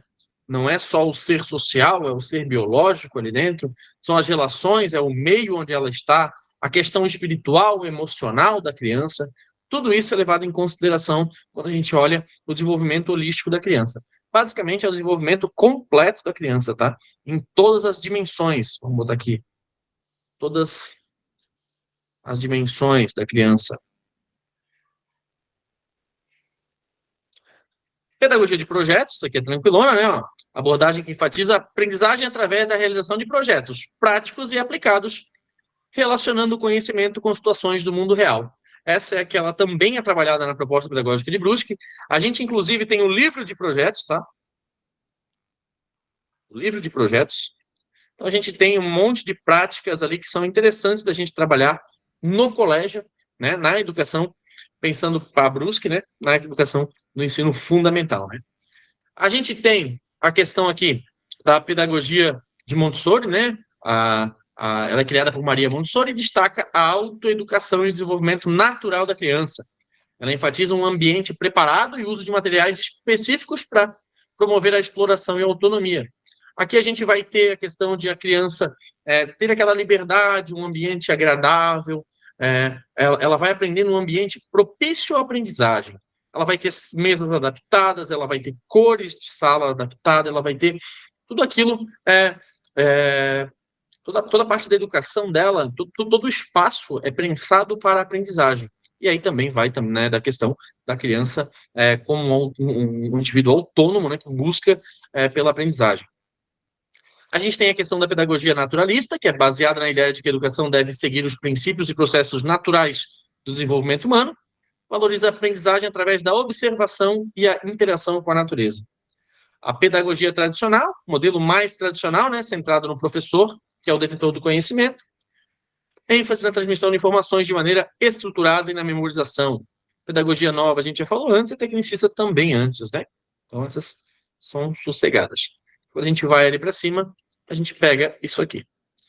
Ah, Jânio, será que essas pedagogias aqui não estavam descritas? Deixa eu tirar aqui.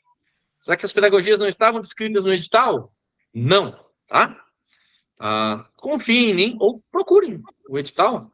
Podem procurar o edital da Prefeitura de Campos Novos e vocês vão notar que são coisas que a gente tem que estudar além daquilo que está no edital, né? São conhecimentos que é aquele pontinho, aqueles 30 pontinhos ali, né? 3 pontinhos ou 30 pontinhos, depende da marcação, que fazem a diferença na nota final, que fazem diferença na classificação. A gente tem que estudar, não adianta, a gente tem que se preparar para a prova. Isso aqui vai fazer diferença para quem for fazer o seletivo. Pode ter certeza que no seletivo da FUB vai ter isso aqui. Quem vai fazer seletivo ou concurso em outra cidade, está assistindo aula, vai fazer diferença na prova de pedagogia. Provas de pedagogia que tenham conhecimentos pedagógicos, isso é o que faz a diferença. Quem consegue entender a diferença entre essas coisas, faz a diferença. Sério, por exemplo, a questão da prova do Estado, né? Que eu falo da prova do Estado, porque a prova do Estado já saiu o resultado, né? E era um seletivo, mas já saiu o resultado, e aí muita gente pensa assim, quantas pessoas empataram por 2, 3 pontinhos, ou empataram até por 5, e que a pós não vai ser suficiente para a pessoa ficar bem colocada. E aí passa aquele final de ano aquela ânsia, né, de, pô, cara, será que eu vou trabalhar? Onde eu vou trabalhar? Será que eu vou ter que trabalhar longe de casa? Vou trabalhar perto de casa? Então, é uma coisa que tem que motivar vocês a estudarem, tem que motivar a passar lá na parte de cima, né, passar na parte de cima dos aprovados aí, né? Mas vamos lá, contem comigo para isso. Ó, uma aqui de professor de ciências agora. A de 2022. Vamos lá. A respeito das tendências e concepções pedagógicas da educação brasileira, pesquisadores sinalizam que as tendências progressistas partem de tendências progressistas. Partem de uma análise crítica das realidades sociais e sustentam implicitamente as finalidades sociopolíticas da educação. E é uma tendência que não condiz com as ideias implantadas pelo capitalismo. Né? É aquela ideia de desaproximar do capitalismo. Por quê? Porque eu quero uma modificação social. Sempre pensem nisso. Quando a gente fala em se distanciar do capitalismo, é distanciar da parte ruim, da parte da opressão do capitalismo. Da parte do capitalismo que tem que faz ali a separação entre o rico e o pobre, que o pobre se torna mais oprimido, né? Que algumas pessoas têm mais bem materiais que as outras, é nesse caminho, tá?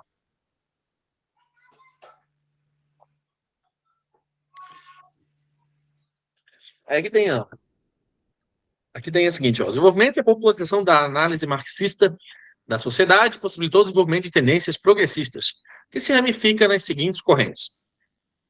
Então vamos lá. A gente tem quando a gente fala em marxista, ninguém precisa sair lendo Marx agora, tá? Algumas pessoas já leram, mas ninguém precisa sair lendo Marx.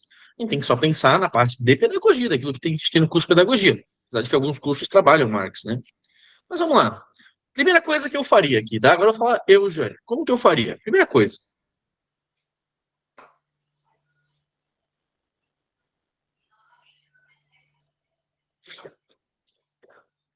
Pelo que a gente viu na aula de hoje. Pelo que a gente viu na aula de hoje. Qual que tá fora? Vou esperar alguém botar no chat. Pelo que a gente viu na aula de hoje. Qual que tá fora de cara aqui? Pode falar. Eu acho que é libertária.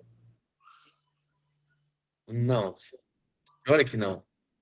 Olha só. A que vai cair fora aqui, pessoal, é a renovada não diretiva. Porque eu estou procurando as progressistas. Eu até entendi, porque assim, ó, a gente não foi até no final. A gente não foi até no final aqui embaixo. E aqui no final eu quero pegar qual é, entendeu? Qual é delas. Quando eu deixei assim, dá a impressão de que uma delas aqui dentro vai ser aquela, né? E não é. Bem isso Olha só. aí, bem isso aí. Mas tipo assim, cara, e é isso que a gente acaba, né, às vezes perdendo uma questão por uma besteirinha. Mas, ó, a renovada não diretiva, né? A renovada não diretiva é a questão aqui que ela não é progressista. E por ela não ser progressista, eu não preciso nem ler ela. Eu sei que ela não vai se encaixar nas progressistas. Mas agora eu preciso ler as outras, para que lendo as outras eu tenha certeza do que ela está falando.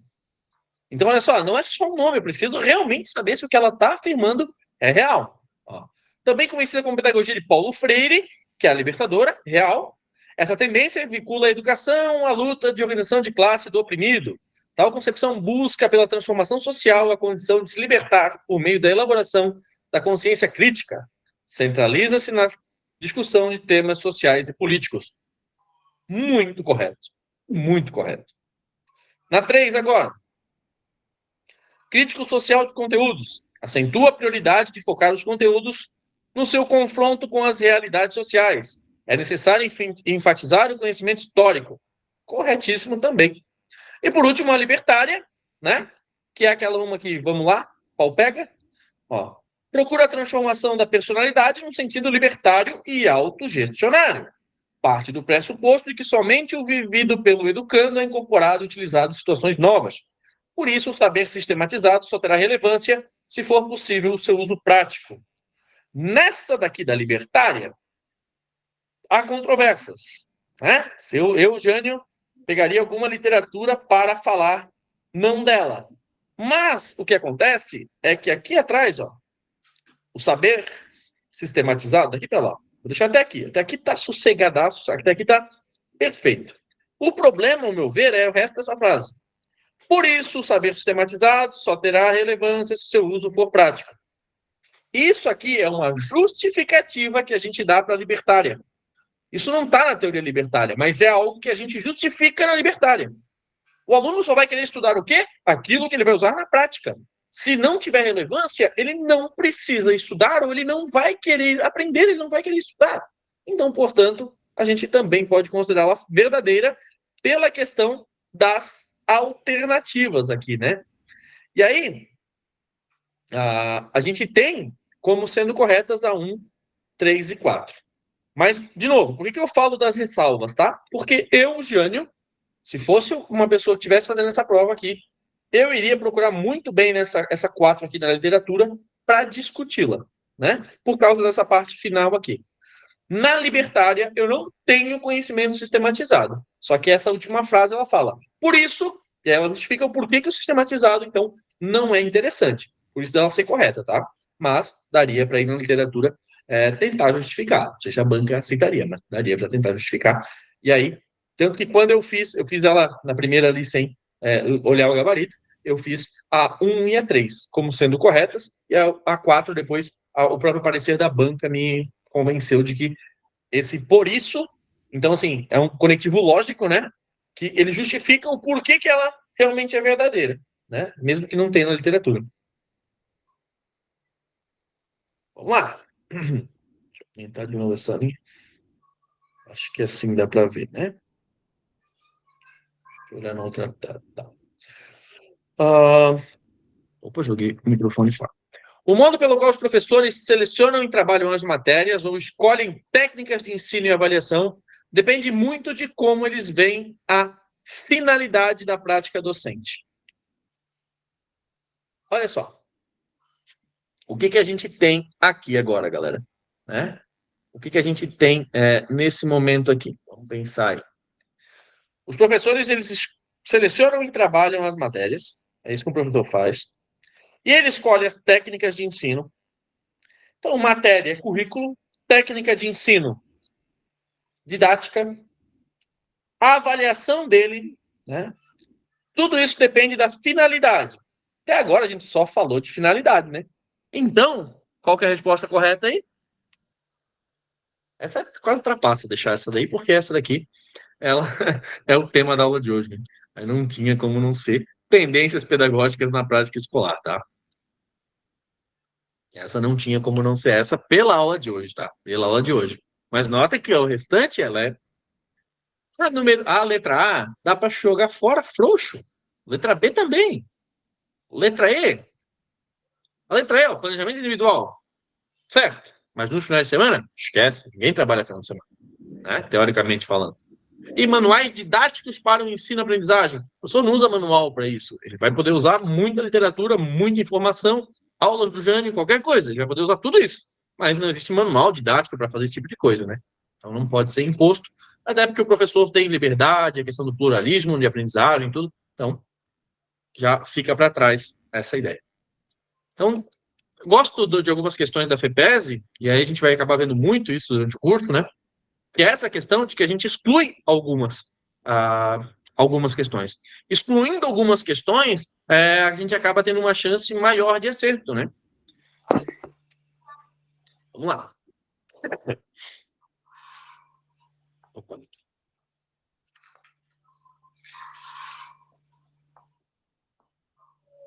Essas daqui da FEPES, acho que eu botei duas aqui de completar lacuna também, não é o que eu mais gosto, não, né? Mas que falam. Estudos revelam que as tendências pedagógicas brasileiras sofreram influência dos distintos momentos políticos e culturais vivenciados pela sociedade. Tiveram visibilidade graças aos movimentos sociais e filosóficos. Nessa direção, é, nessa direção, pode-se dizer que a tendência tal também é conhecida como a pedagogia de Paulo Freire. Quando cai o Paulo Freire é fácil, né? E busca a transformação social, defende a importância da elaboração, beleza. Mas quando é de Paulo Freire é bem tranquilo, né? Lembrando que Paulo Freire não é liberal, não é nada técnico, não pode ser. É, peraí. Renovada progressista não é o que a gente tem, e renovada não diretiva também não temos. Só sobrou a única aqui que se encaixa na dele, né? Apesar de que quando é Paulo Freire é covardia a gente não acertar, tá? Aqui tem que acertar, porque geralmente é a mais prática, né? Só que essa daqui, ó, nota o seguinte, ela é uma questão para administrador escolar. Administrador escolar nem sempre é pedagogo. Eu confesso para vocês, ó, quando eu fiz a matemática na faculdade, a gente pouco falou de Paulo Freire. Falamos nada de Paulo Freire.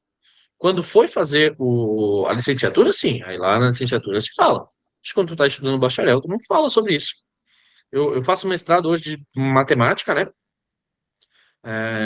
Para professores de matemática, né? Aquele do Profimat, né? Do professores de matemática da escola pública. A gente nunca fala sobre Paulo Freire.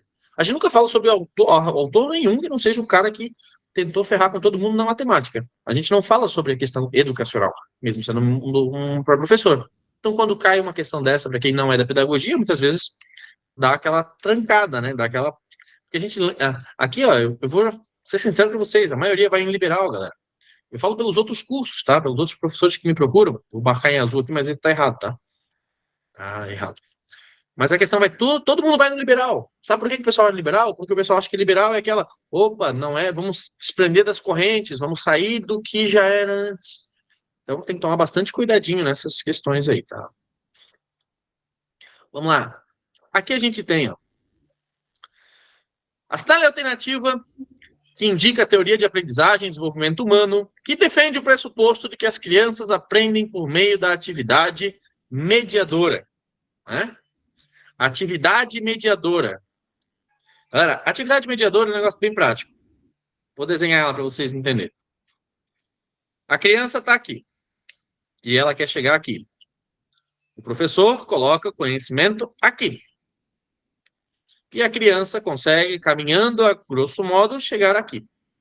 Isso é zona de desenvolvimento real, zona de desenvolvimento potencial e zona de desenvolvimento proximal. O que o aluno sabe, o que eu quero que ele saiba e o que ele vai aprender. Existe uma lacuna aqui dentro. Tem nada a ver com a nossa aula de hoje, mas eu botei ela aqui porque é a questão da teoria histórico-cultural, né? Que é a resposta correta dessa questão aqui. Tá?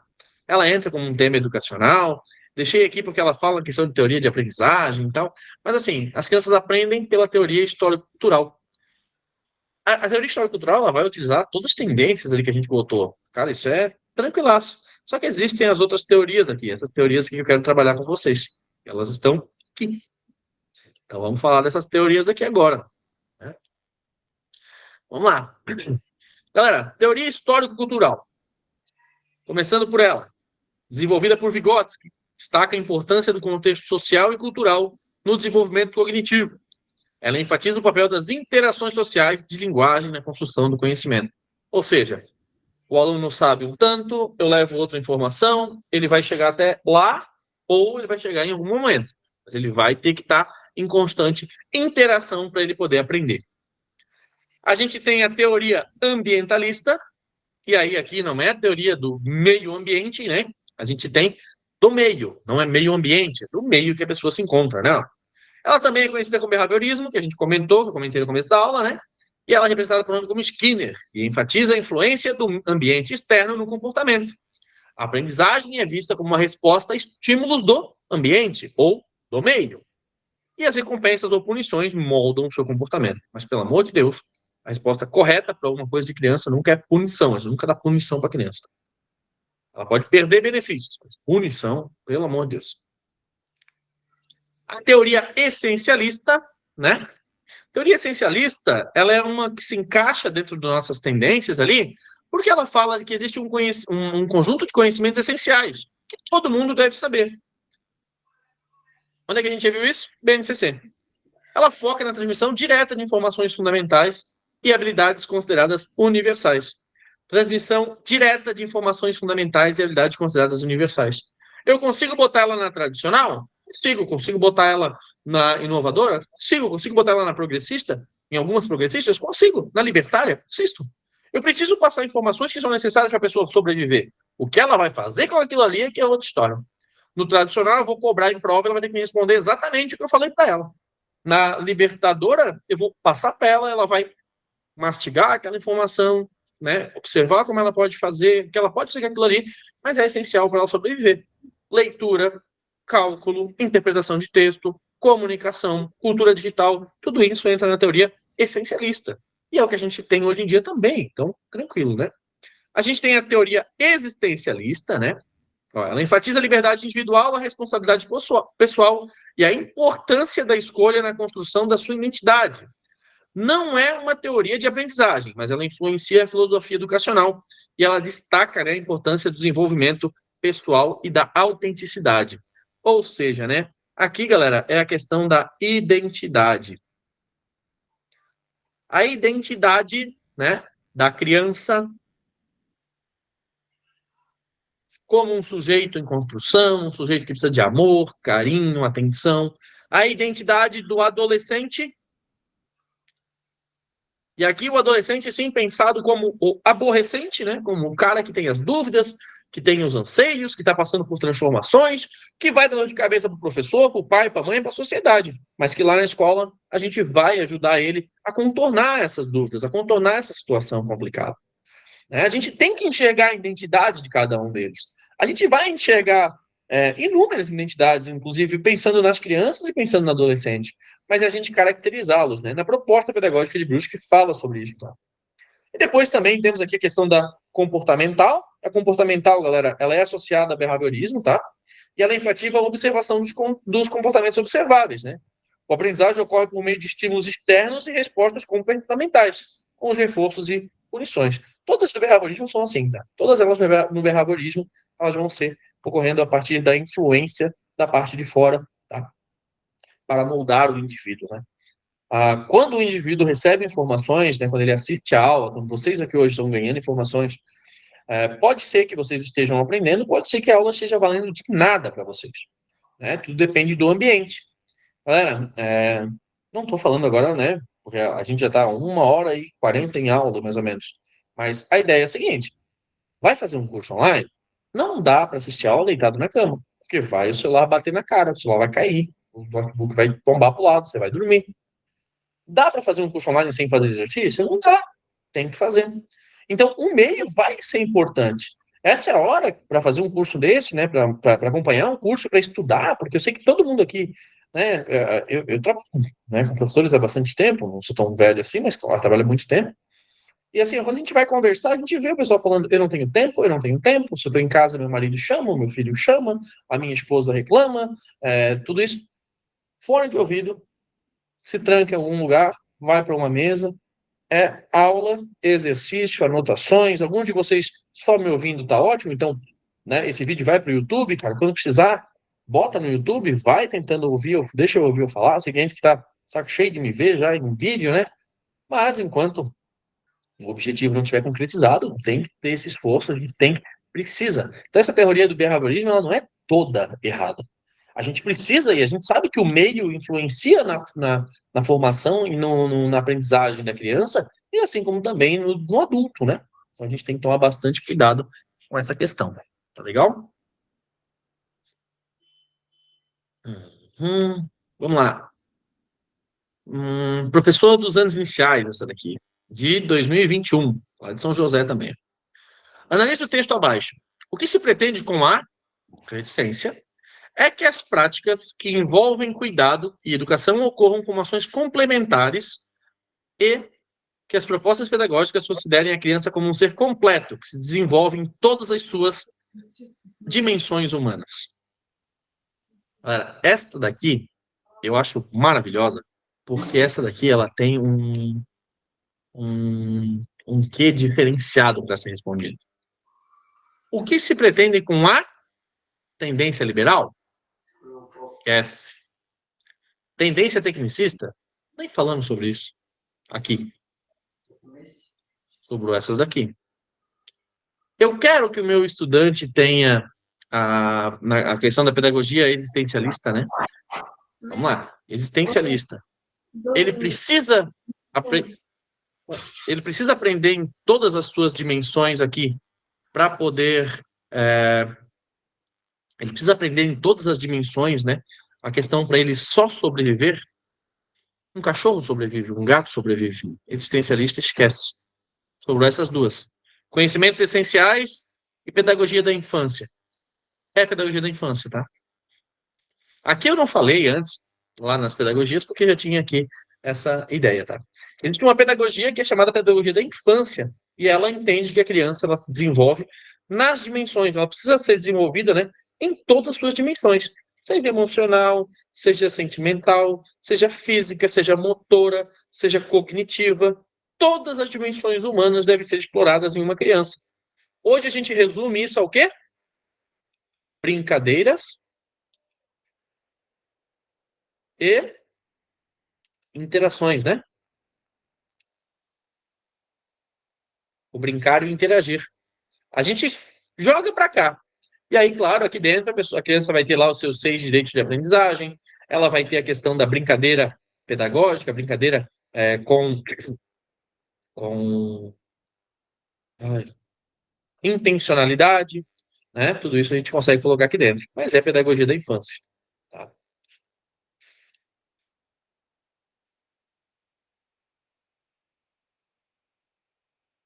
Meu pai. Isso aqui eu não lembro de ter feito. Vamos ver. Mas acho que é esse aqui. Vamos ver. Acho que esse aqui eu não lembro de ter feito até o final. Para a estruturação da intervenção educativa, pode ser fundamental distinguir o nível de desenvolvimento real do potencial. Ah, tá, lembrei. O nível de desenvolvimento real se determina como aquilo que o estudante pode fazer sozinho em uma determinada situação, né, sem ajuda.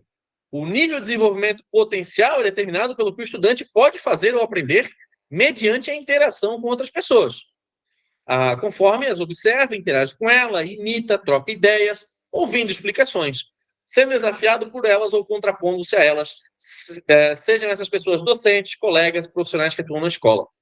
Portanto, existe uma abordagem que considera que o aprendizado se dá em uma zona de desenvolvimento próximo, composta pela diferença existente entre o que o estudante pode fazer sozinho e o que ele pode aprender com o outro. E aí a gente vai ter, né? A questão aqui, eu não vou falar sobre a que está errada, tá? Eu vou falar só sobre a que está certa, porque é a que me importa nas tendências, que é a abordagem histórico-cultural, que é a abordagem de Vygotsky, tá? Letra E aqui. As outras, eu vou abordar aqui as abordagens históricas que a gente vai ter. Isso é de uma outra aula que a gente vai ter no curso, tá? E ainda temos mais uma aqui. Tá, tem a pedagogia inartista, que eu não falei que também é.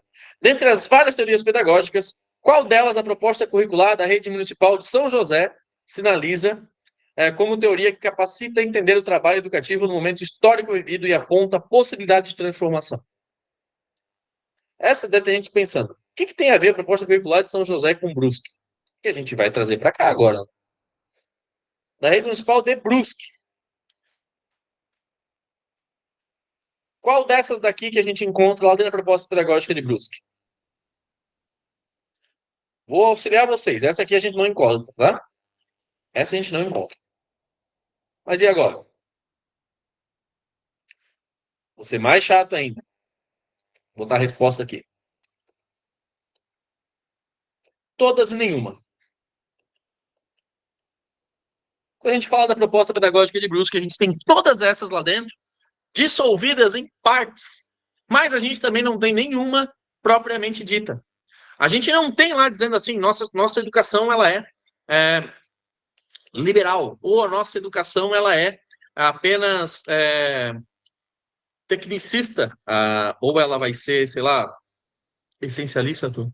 A gente tem um apanhado enorme de várias tendências pedagógicas dentro da nossa proposta. E é isso que faz com que a gente consiga chegar no que a gente chama de educação inovadora. A questão da inovação, né? E aí quando vocês ouvirem falar a palavra inovação, porque vai que a FEPESE, né, cata isso aqui de Brusque, a inovação é uma junção de tudo aquilo que tem de bom nas outras. Quem define aquilo que é de bom? A gente. A gente enquanto profissional da educação. Até porque a proposta pedagógica de Brusque, ela não foi feita apenas por uma pessoa. Ela é uma construção social, né, do que a gente passa a ter de todos os professores, né, da rede. Claro que não foi todo mundo que opinou, mas a ideia era essa, uma construção dos professores, dos diretores, dos coordenadores e assim por diante. Né? É uma construção social realmente dita, pegando de partes teóricas, práticas, né, BNCC, de currículos, a gente usa as diretrizes curriculares como referência, né, diretrizes curriculares de educação infantil, a gente tem essas diretrizes como referência, ao mesmo tempo, enquanto a gente tem a questão da educação da cultura digital, a gente tem a questão das negociações. O presidente Lula, aqui em Brasília, nesta segunda, comemorou com a Ordem do Rio Branco. A gente tem, né, a questão da inovação tecnológica na nossa rede municipal. A gente tem a questão da inovação do ensinar para a vida, da formação do cidadão histórico, não só biológico. A gente passa a ter todas, claro, mas todas mesmo, tá? Todas as tendências envolvidas na nossa proposta. Tá certo? Galera, quero agradecer vocês por terem ficado na aula. Fica o meu convite aí para quem quiser fazer o curso, né? Eu vou lançar onde vocês pegaram o link para entrar na aula e o material. Eu vou lançar esse vídeo gravado lá, isso vai ficar disponível para todos vocês poderem utilizar. Eu vou sempre gravar aulas na terça-feira.